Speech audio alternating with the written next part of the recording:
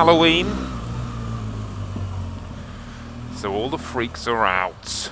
And I'm still on the massive GS because I really like it. And I bought it. I know, how extravagant. Haven't got a house to live in, but I just bought a really expensive bike. Well, it's not that extravagant because they're not very well dressed up. It's not that extravagant because I got a mega good deal on it from BMW because I used it for the thing and and all that sort of stuff. Drunkards everywhere. Oh, I need a piss and I've only just started. I've got an hour and a half to go.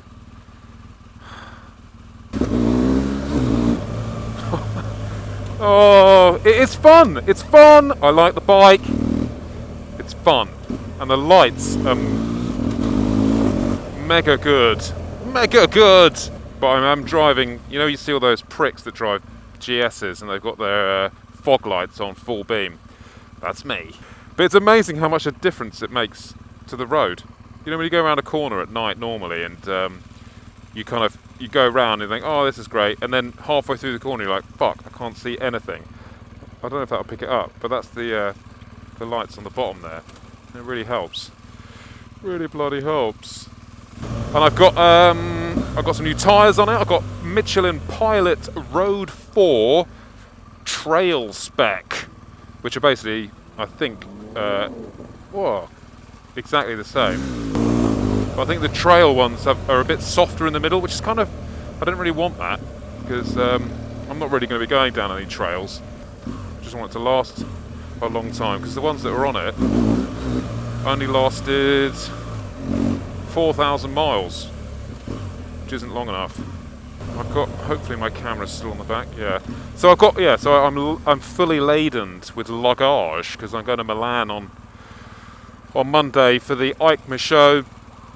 I'm doing it with Alistair Fagan of Fast Bikes fame. So we're going to do some stuff together and it's amazing. The site is almost ready. Well, ready for a kind of soft launch anyway. And it's so much work.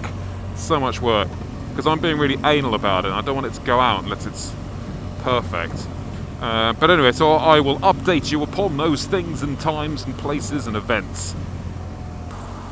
This little camera on my chin is the new Drift Stealth 2.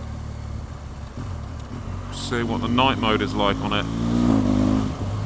I've actually been using it just for track days and as a second camera. That was what was on my handlebar here the other day. And I really like it.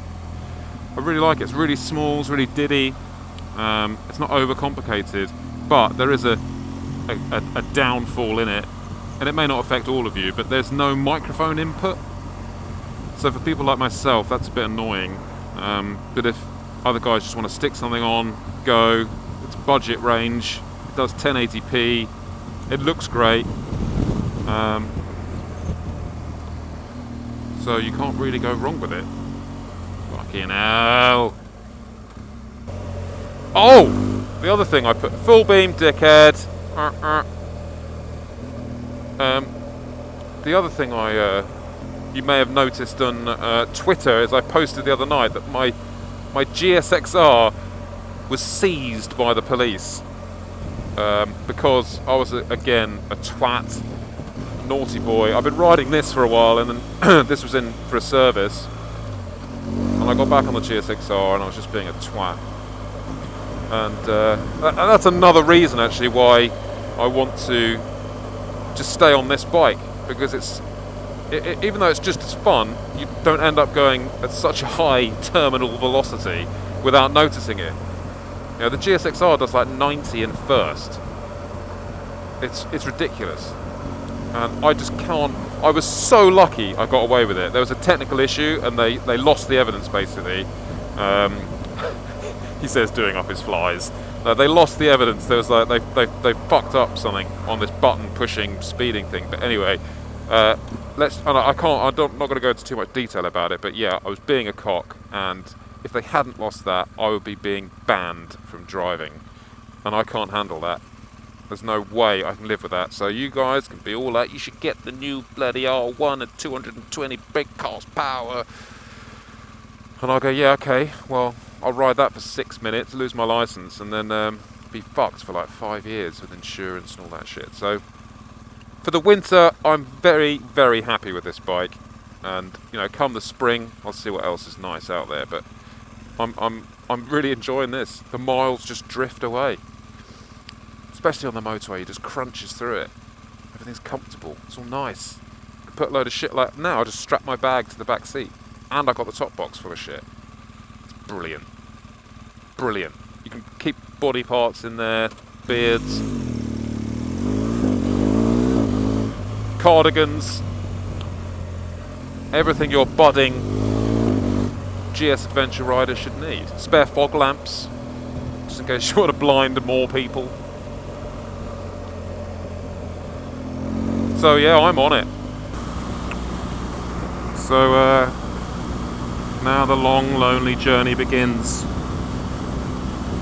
Oh, look, cruise control.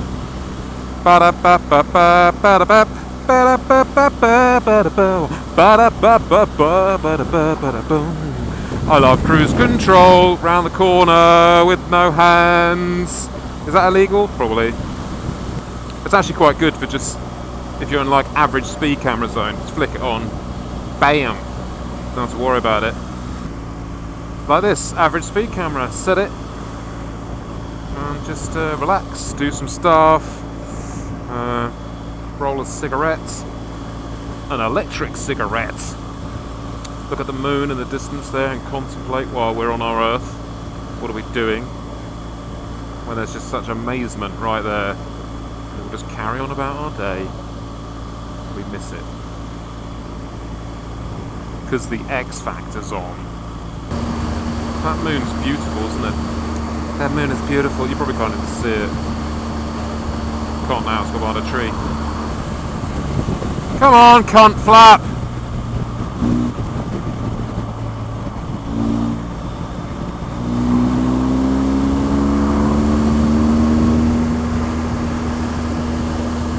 So annoying, people that just sit in the middle fucking lane.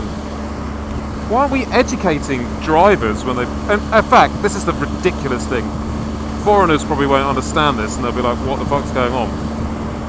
But when you're learning to drive in this country, you're not allowed on motorways. So what happens is all these people learn to drive badly because the test is just shit. And then they pass their test and the first thing they want to do is like drive off somewhere a long way away to get away from their parents. And they go on a motorway with zero lessons, nothing. No one's taught them how to act or behave on a motorway. And they just grow up with the worst habits and they grow into old people and just sit in lane 3 because it's called the fast lane and they think they're going fast. Get out the fucking lane. Get out the fucking lane. Treat it as if this is... Let's say that it's an overtaking lane. That's what it is. It's an overtaking lane. It's the only reason it exists. So, if you're not overtaking anything, you don't need to be in it. It's very simple. Very, very simple. Spend as much time in it as you would overtaking a car on a normal road. You don't need to just sit there like a prick. Very frustrating. I think I'm going to put my... See how bright that is? That's my dick headlights. My dick lights. Look how much extra light these little lights give off. See, it's just dead there. And when they're on, it's just pointing at the floor. It's good. It's just very good.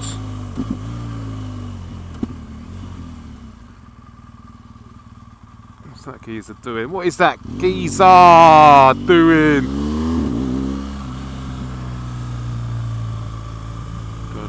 I crashed a multi-strada here once. And I wasn't even on it. It was in the back of my van. Some little chav cut me up in an XR3i and I was like, I'm not having that! Went around the corner and I hadn't strapped the bike down properly and just fell over. What a dick.